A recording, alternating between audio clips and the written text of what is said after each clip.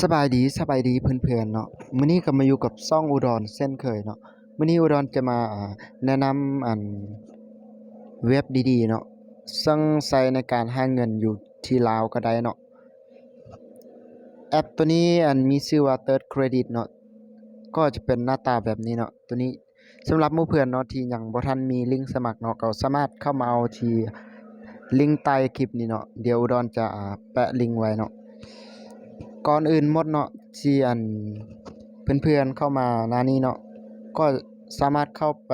ในส่วนของการสร้างบัญชีเนาะหลังจากเข้าไปแล้วตัวนี้เนาะให้ทุกคนเข้าไปเลือกประเทศเนาะแนะนำให้ใช้เป็นประเทศไทยเนาะตัวที่สองเนาะก็คือใส่อีเมลที่เราใช้ณปัจจุบันเนาะใส่อีเมลแนวใดก็ได้เนาะที่มันสามารถส่งข้อความเข้ามาในมือถือของเราได้เนาะแล้วให้มาใส่ในส่วนของ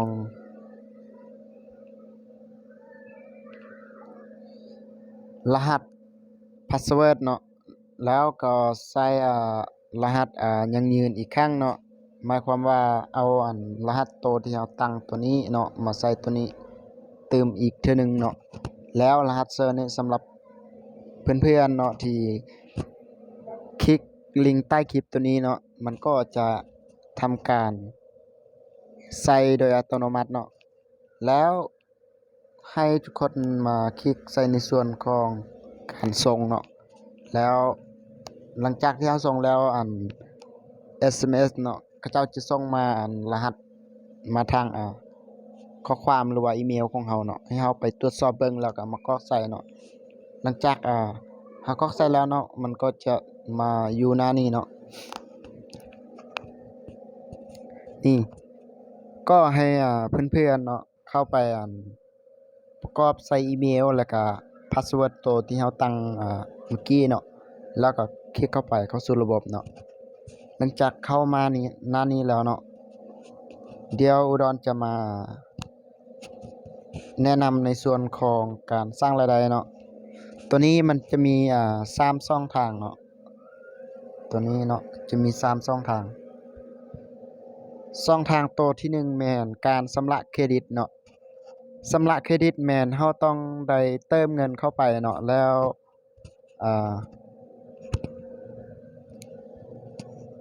มาปลดล็อกเนาะตัวนี้เขาเจ้าจะปลดล็อกเนี่ยอยู่ที่$50เนาะจำนว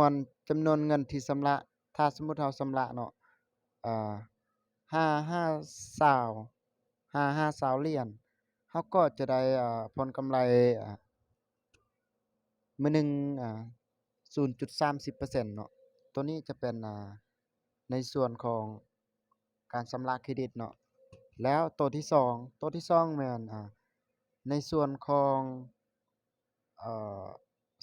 35เนาะ35เหรียญตัวที่เราปลดล็อกหั้นเราก็จะได้ในส่วนของ0.22%เนาะตัวนี้จะเป็นรายได้ของการชำระเครดิตเนาะแล้วอ่าช่องทางตัวที่2แม่นการชำระเงินกู้ตัวนี้เนาะการชำระเงินกู้แม่นต้องใส่ต้นทุนสูงเนาะต้องใส่ต้นทุนสูงขั้นต่ำอยู่ที่500เนาะในการปลดล็อกเพื่อชำระเงินกู้เนาะ500เขาเจ้าจะให้กำหนดอยู่ที่5วันเนาะเราก็จะได้0.80%เลยเนาะแล้ว2,000เหรียญหรือว่า2,000 USDT ภายใน5วันนี้เนาะเราก็จะได้อยู่ที่0.90%เนาะตัวนี้จะเป็นการชำระเงินกู้เนาะ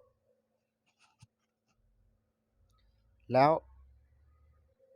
SM SME Loan ตัวนี้เนาะจะเป็นการฝากเงินกินดอกเบี้ยเนาะก็จะประมาณนี้เนาะเราฝากขั้นต่ำอยู่ที่100 USDT เนาะ เขาก็จะ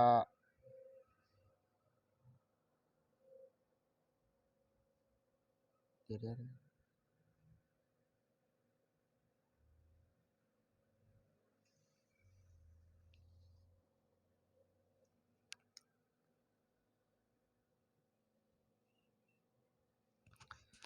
ตัวอย่างเนาะเรามี100 USDT เนาะเรามาปลดล็อกเนาะภายใน7 วันนี้เราก็จะได้อยู่ที่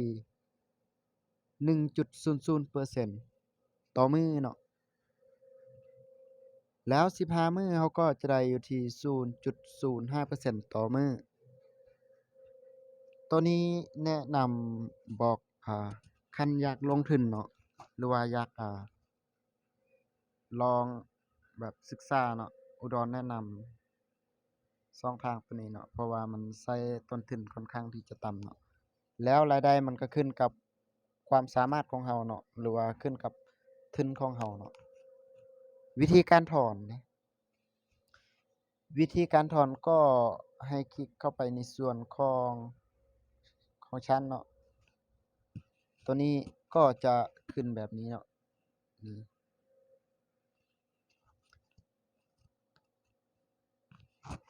ก่อนอื่นหมดให้ทุกคนคลิกเข้าไปที่กระเป๋าเนาะแล้วก็ทำการผูกเนาะยกตัวอย่างคืออยู่ประเทศไทยเขาเจ้าจะสามารถถอนผ่านธนาคารแล้วเนาะตัวนี้เนาะอยู่ลาวเรายังบ่สามารถเนาะมีแต่ว่าให้เราคลิกเข้าไปในส่วนของการถอนแล้วให้ไปเลือกเครือข่าย TRC Sound หรือว่ากระเป๋าเหรียญ USDT เนาะตัวนี้เนาะเราก็สามารถคลิกเข้าไปในส่วนของตัวนี้เนาะ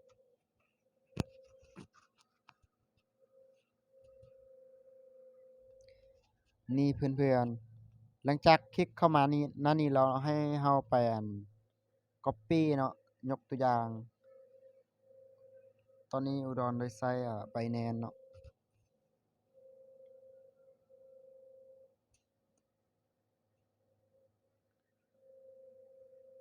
แล้วก็เข้าไปUSDT เนาะตัวนี้แล้วให้เลือกคำว่า Tron TRC Sound เนาะตัวนี้แล้วให้มา copy เอาเลขกระเป๋าตัวนี้เนาะมาวางใส่นี่แล้วก็ทำการถอนได้เลยเนาะยอดถอนขั้นต่ำแม่นอยู่ที่20 USDT เนาะหากถอนในสกุลเงินอื่นจะถูกแปลงสกุลเงินไว้ตามอัตราแลกเปลี่ยนเวลาปัจจุบันยังบัญชีตัวนี้จะเป็นรายละเอียดมีแต่ว่าให้เพื่อนๆเข้ามาศึกษาเบิ่งเนาะตัวนี้จะเป็นส่วนในการถอนเนาะในส่วนของการเติมแม่นให้เราคลิกเข้าไปเนาะถ้าเป็นประเทศไทยเขาเจ้าจะเอาบัญชีธนาคารโดยตรงเลยเนาะถ้าเป็นอยู่ลาวเราต้องเอาดิจิตอลเนาะตัวนี้เอาเงินดิจิตอลแล้วให้เลือกในส่วนที่อ่าต้องการเติมเนาะถ้าเราบ่อยากเอาที่ระบบเขาเจ้ากำหนดมาให้คลิกเข้าไปในส่วนตัวนี้เนาะขั้นต่ำอยู่ที่5เหรียญเนาะแล้วก็ทำการยืนยันการส่งตัวนี้เนาะยกตัวอย่างนี่แล้วให้เพื่อนๆเข้ามาคลิกในส่วนของอ่า copyเลขกระเป๋าเนาะแล้วก็ส่งให้ผู้ที่เราจะไปซื้อเหรียญเนาะแล้วเขาเจ้าจะโอนเหรียญมาให้เราตัวนี้จะเป็นในส่วนของการเติมแล้วรายได้ในส่วนตัวที่2เนาะตัวที่3ก็คือการสร้างทีมเนาะตัวนี้ในการสร้างทีมเขาก็จะ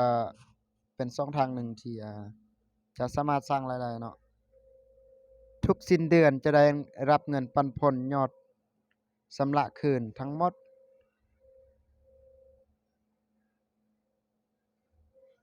อิหยังขององค์กรในเดือนนั้น รวมสถิติของทั้งหมดทีมได้ทั้ง5ระดับ ตัวนี้ก็จะเป็นในส่วนของการสร้างทีมเนาะถ้าอันเพื่อนๆเนาะที่มักฮักในการสร้างทีมก็สามารถเข้ามาศึกษาเบิ่งเนาะ3ขั้นตอนนี้แม่นได้อธิบายเบิดแล้วเนาะตัวนี้จะเป็นน่ารักเนาะ